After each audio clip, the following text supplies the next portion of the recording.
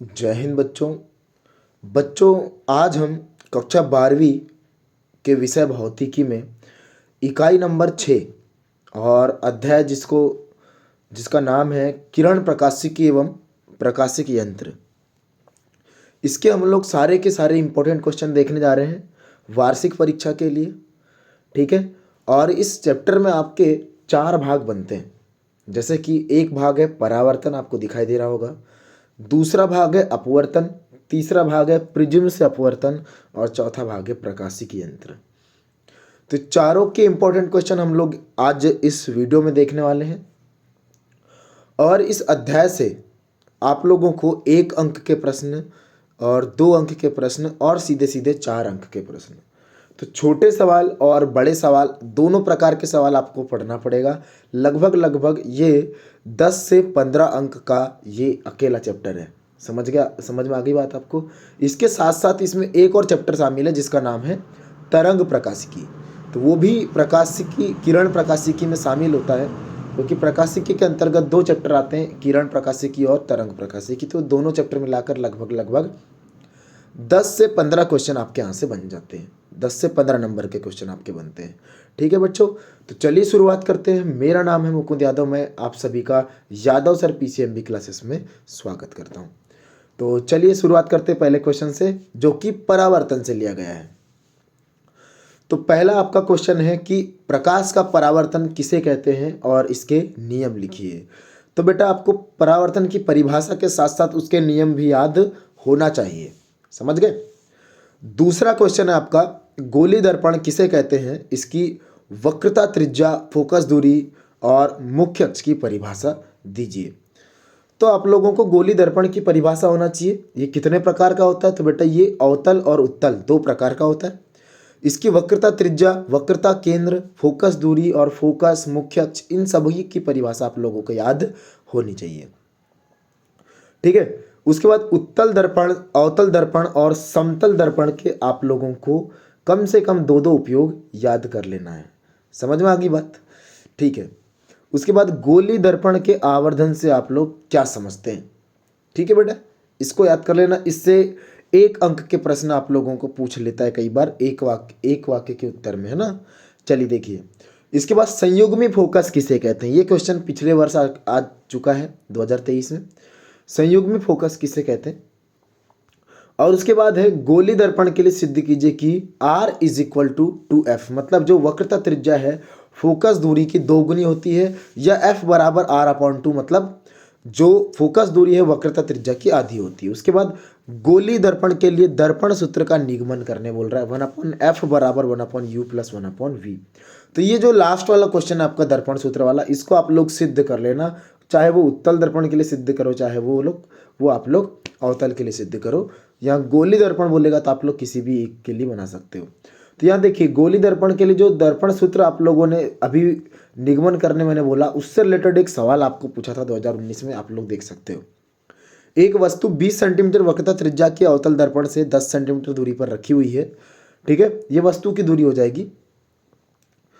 तो इस प्रतिबिंब की स्थिति और प्रकृति और आवर्धन का मान आपको ज्ञात करना है। तो आप लोग खुद ही देख सकते हो कि सवाल में जैसी वक्रता त्रिज्या का मान दिया तो फोकस दूरी निकाली गई है, वस्तु की दूरी हमको दी गई है, तो हम लोग सीधे सीधे प्रतिबिंब की दूरी निकाल लेंगे, जिसका आंसर देखो यहाँ पे अनंत आया है, हल करके लिखा आया है वो, है ना।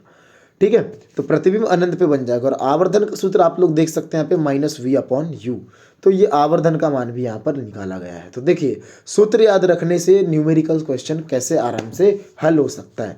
समझ में आ गई बात। तो ये परावर्तन की कहानी खत्म हो गई। अब सीधे चलते हैं अपवर्तन पे। तो अपवर्तन में आपको पहला सवाल पढ़ना है कि प्रकाश का अपवर्तन किसे कहते हैं, इसके नियम लिखिए। बेटा इसके भी 2 नियम है, इसको भी आप लोगों को याद रखना पड़ेगा।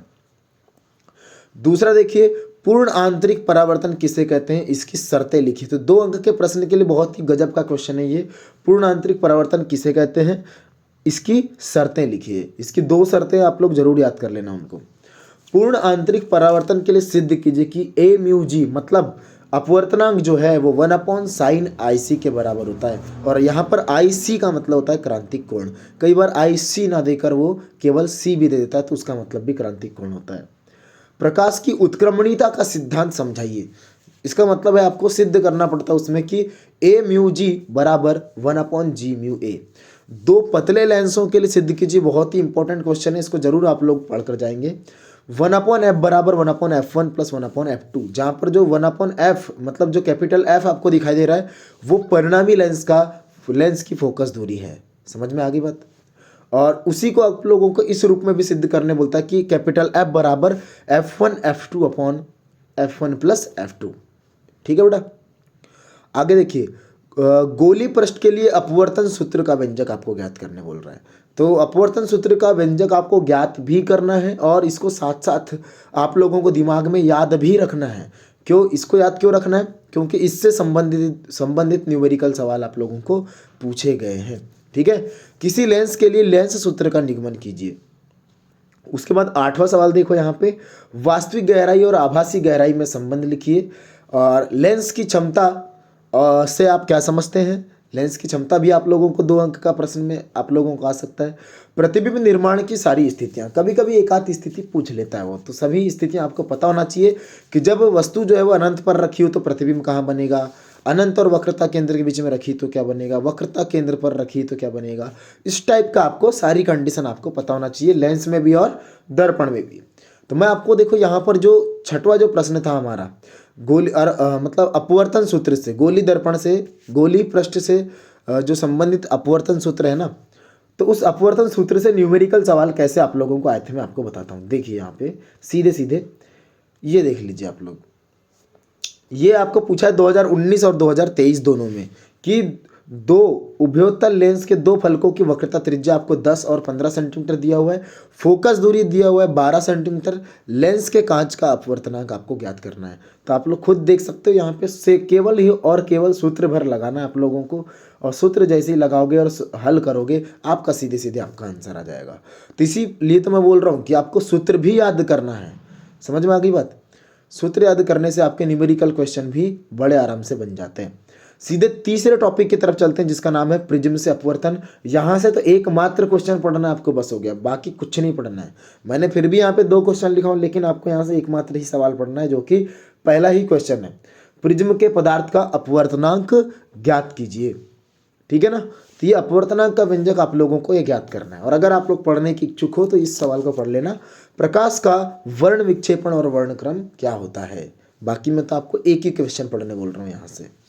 ठीक है। इसके बाद है प्रकाशिक यंत्र से क्या पढ़ा जाए। तो प्रकाशिक यंत्र से पहले तो आप लोग सूक्ष्मदर्शी और दूरदर्शी दोनों की आवर्धन क्षमता क्या है उसका सूत्र भी आप लोगों को याद रखना है। ठीक है। और सरल सूक्ष्मदर्शी की आवर्धन क्षमता का व्यंजक, यहाँ पे केवल 3 ही आपको प्रकाशिक यंत्र दिया हुआ है, सरल सूक्ष्मदर्शी, संयुक्त सूक्ष्मदर्शी और खगोलीय दूरदर्शी। बस इस बार हमको यही पढ़ के जाना। तो तीसरा प्रश्न है यहाँ से, संयुक्त सूक्ष्मदर्शी की आवर्धन क्षमता का व्यंजक ज्ञात कीजिए। चौथा प्रश्न बनता है खगोलीय दूरदर्शी की आवर्धन क्षमता का व्यंजक ज्ञात कीजिए। और अगला जो प्रश्न है 5वां लिखना था मैंने, चौथा लिख दिया फिर से इसको, सरल सूक्ष्मदर्शी और खगोलीय दूरदर्शी में अंतर लिखिए। ठीक है। ये अंतर आप लोगों को पूछा गया है ना बेटा, आया हुआ सवाल है ये। आप लोग अपने मतलब क्या बोलेंगे, पुराने सत्र वाले जो पेपर है ना उनमें आप लोग जरूर देखना, ये क्वेश्चन आपको दिखेगा। तो हमारा फायदा कब हो जाता है पता है आपको, जब इतने बड़े बड़े व्यंजक दिया रहता है और अथवे में ये अंतर दे देता है, तो हमको अंतर लिखना ज़्यादा अच्छा रहता है क्योंकि कम टाइम में बन जाता है और सरल रहता है। समझ में आ गई बात। अगला देखिए 5वां प्रश्न, संयुक्त सूक्ष्मदर्शी और खगोलीय दूरदर्शी में अंतर लिखिए। और ये जो 6वां जो लिखा हूँ मैंने, ये भी आप लोगों को आया हुआ है। कौन सा वाला सवाल, अपवर्ती दूरदर्शी और परावर्ती दूरदर्शी में अंतर, पिछले ही वर्ष आप लोगों से पूछा गया है, तो इसको याद रखेंगे। तो इस प्रकार यहाँ से मैंने आपको इंपॉर्टेंट क्वेश्चन बता दिया बेटा। यहाँ से न्यूमेरिकल क्वेश्चन मैंने आपको बता दिया कि उनसे सूत्रों से संबंधित कैसे न्यूमेरिकल सवाल पूछे जाते हैं। और हाँ, वो जो अपवर्तन सूत्र था उससे संबंधित देखो और एक सवाल है जो कि 2020 में आया था। समझ में आ रही बात। तो इसीलिए आप लोगों को वो सूत्र बहुत ज़्यादा इंपॉर्टेंट है। तो देखिए आप लोग उससे रिलेटेड कैसे सवाल बन जाते हैं एग्जाम में। ठीक है। अब इसके बाद ये 1 अंक के क्वेश्चन में भी काम आएगा और 4 अंक के क्वेश्चन में भी काम आएगा कि कारण दीजिए कि लेंस को द्रव में डुबाने पर उसकी फोकस दूरी बढ़ जाती है। और आपको 1 अंक में कैसा आ सकता है कि लेंस को द्रव में डुबाने पर उसकी फोकस दूरी में क्या परिवर्तन होता है। ऐसा शायद आपको अर्धवार्षिक परीक्षा में पूछा गया था, याद आ रहा होगा तो ठीक है। ठीक है। तो ये क्वेश्चन है आपका, कारण सहित बोल रहा है वो कि लेंस को द्रव में डुबाने पर उसकी फोकस दूरी क्यों बढ़ जाती है बताइए। तो उसको एकदम यहाँ पर सिद्ध करके दिया है, अपवर्तन सूत्र के द्वारा ही आप लोगों को सिद्ध करके बताया गया है कि किस प्रकार फोकस दूरी का मान बढ़ जाता है। समझ में आ गई बात। तो इसको आप लोग ध्यान से इस सवाल को पढ़ लेना।